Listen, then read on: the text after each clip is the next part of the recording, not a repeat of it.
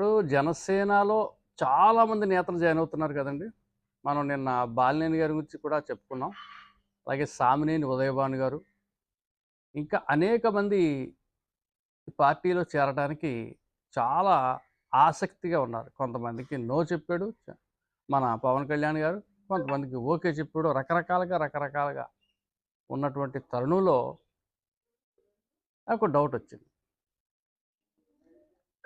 అంత సీనియర్ ఉన్నటువంటి చంద్రబాబు నాయుడు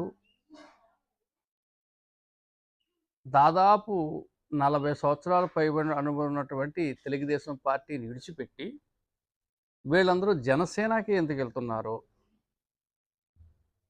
ఏంటి జనసేనలో ఉన్నటువంటి చరిష్మా? జనసేన చూస్తే 21 సీట్లే కదా వచ్చాయి. అన్ని సీట్లకి వాళ్ళు పోటీ చేయలేదు కదా! అయినా కానీ వీళ్ళు జనసేనని ఎందుకు